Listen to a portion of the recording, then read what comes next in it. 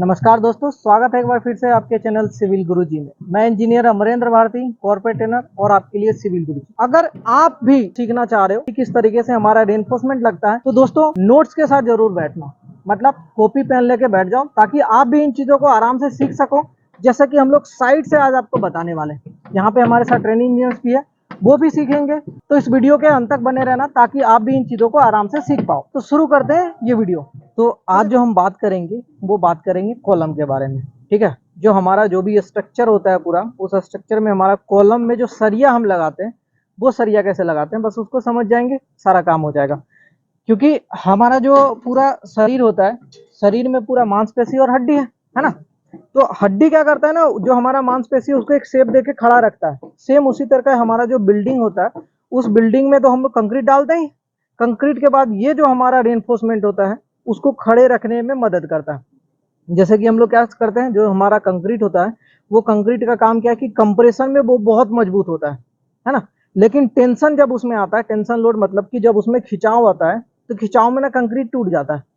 तो अब जैसे हम बिल्डिंग बना रहे हैं तो उसका कुछ लाइफ होगा और लाइफ में अगर हम उसमें बिल्डिंग में कंक्रीट डाल रहे हैं, सिर्फ कंक्रीट से डाल रहे हैं, तो उसमें क्या होगा कि लोड तो सब लगते हैं।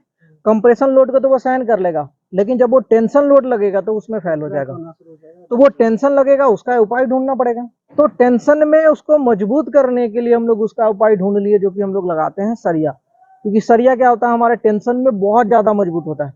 कंप्रेशन में तो कंक्रीट मजबूत था, टेंशन में क्या हो गया, हमारा सरिया डाल दी तो बिल्डिंग हो गया ना। कंप्रेशन में भी मजबूत हो गया, टेंशन में भी मजबूत हो गया।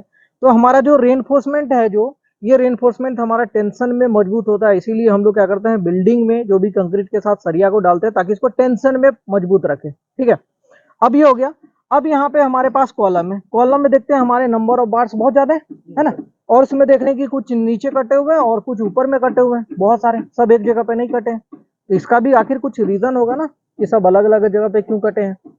तो इसके लिए ना आईएस कोड आपको बोलता है, या स्टील का आपका जितना भी क्रॉस सेक्शन एरिया होगा, उस क्रॉस सेक्शन का 50% एरिया आपके एक जगह पे कटा होना चाहिए और 50% दूसरे जगह पे।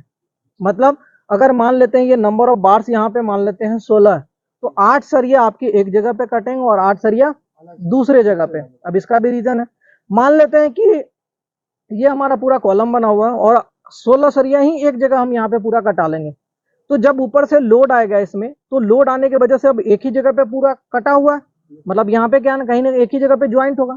जब ज्वाइंट होगा तो जब क्रैक होगा तो एक ही जगह पे टूटना एकदम आसान हो जाएगा, तुरंत टूट जाएगा, फेल कर जाएगा।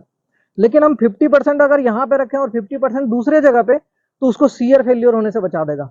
16 है तो 8 यहाँ पे, 8 ऊपर, तो वो क्या होगा ना कि टूटने से बचा देगा। 8 सरिया उसको रोक के रखेगा कि नहीं, इसको ये पूरा स्ट्रेंथ मिल रहा है, तो वो कोलैप्स नहीं होगा।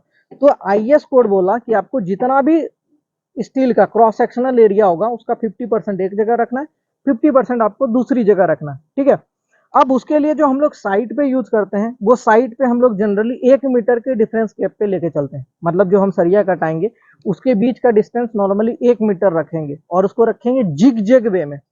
जिग जैग वे कहने का मतलब एक छोटा एक बड़ा, एक छोटा एक बड़ा। मतलब अभी ये जैसे छोटा वाला है तो इसके सामने जो होगा ये बड़ा होगा, फिर ये थोड़ा सा छोटा होगा, फिर ये बड़ा होगा, ऐसे करके अल्टरनेट सब सरिया कटाते हैं। यहाँ पे क्या है कि थोड़ा सा अब हम लोग ऊपर पे आ गए, इसके ऊपर का फ्लोर नहीं होगा, अब यहाँ पे थोड़ा सा लिफ्ट बनना होगा, उसके लिए आरसीसी वॉल बनाएंगे, तो बस इसीलिए कॉलम गया ऊपर। इसके अलावा पूरा ये आपका सबसे टॉप है। तो देखो बीच के सारे कॉलम खत्म हो गए, कुछ कुछ कॉलम है जो कि ऊपर जा रहे हैं। तो ये सारा चीज प्रोवाइड कराते हैं। ठीक है, उसके बाद आप एक चीज और ध्यान में देखे होंगे कि जब भी हमारा कॉलम बनता है कास्टिंग होने से पहले ना, ऊपर में एक दो सरिया, एक जो ये है, एक दो स्टीरअप हम लोग जरूर बांधते हैं ना। कहीं पे भी देखे हुए तो क्या करते हैं ना, जब भी ऊपर तक आता है उसके बाद हम लोग क्या करते हैं, सारे सरिया को एक स्टीरअप से बांध देते हैं, पूरा बांधते हैं। तो ये स्टीरअप से बांधने का क्या मतलब होता है कि हमारा जो कॉलम का साइज होगा वो गिवन रहता है हमारे ड्राइंग में, उसी के हिसाब से हम लोग पूरा काम करते हैं।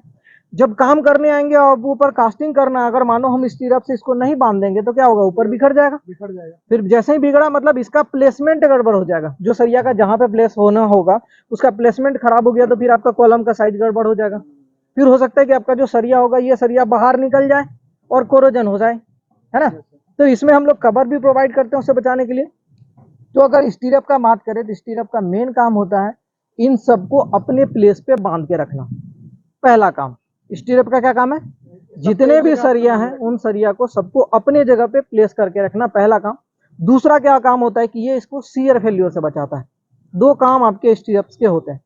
साथ ही साथ जैसे ही अब आगे मतलब हम लोग बढ़ेंगे, तो जब इसमें हम लोग कंक्रीटिंग करने जाते हैं, तो कंक्रीटिंग जब करेंगे तो इसमें ना हम लोग को कुछ इसको बचाने के लिए कवर प्रोवाइड करना पड़ता है।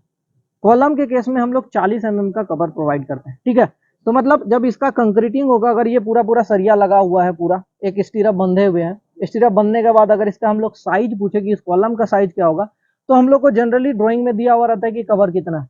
मिनिमम IS कोड के हिसाब से हम लोग को जो कॉलम में 40 mm का तो करना ही करना है। हो सकता है ड्राइंग में कहीं पे बढ़ के मिले तो कोई दिक्कत नहीं, लेकिन मिनिमम कितना 40 mm हम लेंगे। अब 40 mm लेंगे, जैसे इस साइज में अगर इसका लॉन्गिट्यूडनल बात करें, तो ये जो हमारा स्टीरअप है, हमेशा जो कवर ब्लॉक लगता है वो कवर ब्लॉक इस स्टीरअप के ऊपर में लगता है, ना कि इस पे, ठीक है। कहाँ लगता है? इस पे लगता है। तो अपना जो ये बाहर बाहर में पूरा स्टीरअप लगा होगा, तो इसमें जो हम लोग कवर लगाएंगे वो कवर इस स्टीरअप पे लगाएंगे, तो 40 mm इधर बढ़ेगा, 40 mm उधर बढ़ेगा, बढ़ेगा ना। इसका साइज हम लोग नाप लेंगे, तो दोनों साइड में 80-80 रहेंगे तो एक लंबाई मिलेगा। सेम इस साइड में जो अगर इसका हम चौड़ाई ढूंढेंगे, तो इधर में 40 का कवर, इधर में 40 का कवर, टोटल ऐड करेंगे तो इसका लेंथ मिल जाएगा। तो हम सरिया के हिसाब से भी हम कॉलम का साइज को बता सकते हैं, ठीक है। अभी तो ये चीज आपको समझ में आया, ये जो आपके नंबर्स कटे हुए हैं, ये आपको इसीलिए एक जगह पे कटे हुए नहीं रहते, क्योंकि हमें क्या होता है, फेलियर होने के चांसेस बढ़ जाते हैं। और जो हम लोग कॉलम में चेक करेंगे, ऑब्वियसली जब साइड पे जाओगे तो साइड पे ये जो हमारा कॉलम है, ठीक है, इस कॉलम में जो ये हमारा स्टीरअप लग रहा है, ये स्टीरअप एक ऐसा स्टीरअप है जो कि सारे सरिया को बांधे हुआ है। तो इस स्टीरअप को हम लोग बोलते हैं मास्टर स्टीरअप। क्या बोलते हैं? मास्टर स्टीरअप, जो कि हर सरिया को बांधा होता है। जब हमारे अब नंबर अप ये जो आपके सरिया हो जाते हैं, ज्यादा हो जाते हैं, तो इस केस में क्या होता है कि हमारा मल्टीरप स्टीरअप्स लगते हैं। इसमें और भी ज्यादा स्टीरअप्स लगेंगे। अब ये सिर्फ बांधने के लिए अपने पोजीशन में रखा हुआ है, तभी सिंगल लगा हुआ है, इसमें और भी ज्यादा लगेंगे। वो डिजाइन के हिसाब से आपके स्ट्रक्चरल डिजाइन आपको डिजाइन करके देते हैं कि इसमें सरिया कैसे कैसे आपको स्टीरअप्स बांधना है, ठीक है। तो इसमें मल्टीरप स्टीरअप्स लगेंगे। और इसमें आपको जो चेक करने का रहेगा, आप साइड पे जाओगे, इसके हुक को चेक किया जाता है। ये जो हुक रहता है ना, जो हुक लगा हुआ है, ये जो साइड में मुड़ा हुआ है, नॉर्मली इसको जब भी आप साइड पे जाएंगे तो देखेंगे कि 135 का है, बेस्ट है। ये जो आपके हुक मुड़े हुए ना दोनों ऐसे पैर, ये 135 में है, तो बहुत अच्छा है। ये क्या होता है कि जब भी आपके मूवमेंट होगा, जैसे अर्थ आता है ना, अर्थक्वेक, तो अर्थक्वेक में आपका मूवमेंट होता है, तो मूवमेंट होंगे, मानो अच्छे तरीके से एकदम लॉक होगा तो खुलना मुश्किल है। अगर ये 90 डिग्री पे है तो वो आसानी से खुल सकता है। तो कोशिश आप लोग क्या करते हैं कि 135 पे है तो बेस्ट है, ऐसा नहीं कि 90 डिग्री पे है तो गलत है, लेकिन प्रीफर किया जाता है कि 135 पे कर रहे हैं तो एकदम बहुत अच्छा है, ठीक है। उसके बाद का क्या कहानी है कि आपके जो ये स्टीरअप लग रहे होंगे, अभी तो सिंगल दिखाया गया, जब ये कॉलम का कास्टिंग होना होगा उससे पहले तो बहुत सारे लगेंगे। उन दोनों के बीच में आपको स्पेसिंग पे ये प्रोवाइड होता है। मान लेते हैं कि एक हमारा स्टीरअप यहाँ लगा, अगर ड्राइंग में आपका स्पेसिंग दिया हुआ रहेगा कि आपके 6 इंची पे लगाने हैं, 7 इंची पे लगाने हैं, तो आप बार बार लगाओगे, तो उसमें हाँ, जैसे ये पीछे बहुत सारा स्टीरअप यहाँ पे दिख रहा है कि लगा हुआ है ना। तो अब इसमें आपको देखने वाला क्या चीज है, ध्यान में रखने वाला चीज है कि आपके जो ये स्टीरअप्स के हुक लगे हैं, ये आपके अल्टरनेट होने चाहिए। अल्टरनेट कहने का क्या मतलब, अगर एक हुक यहाँ पे है तो इसके बाजू वाला सेम यहीं पे नहीं होना चाहिए, चेंज होना चाहिए, इस कॉर्नर में होना चाहिए, उस कॉर्नर में होना चाहिए। तो अल्टरनेट चेंज रखना है आपको साइट में चेक करने के लिए, कि आप साइट पे जाओगे तो गाइड करोगे। जैसे यहाँ पे हम देखते हैं, ठीक है, जैसे यहाँ पे देख रहे हैं, जैसे ये सबसे नीचे स्टीरअप लगा हुआ है, इसका हुक इधर में है, ऊपर में चलेंगे तो इस वाले का हुक इधर में है, फिर इसका आएंगे तो इधर में है, फिर ऊपर चले इधर है, ये दोनों सेम हो गया, फिर यहाँ पे चेंज हो गया। तो ये अल्टरनेट इसका हुक आपको देखना है कि चेंज हो, तो हमारे लिए बहुत ही ज्यादा अच्छा।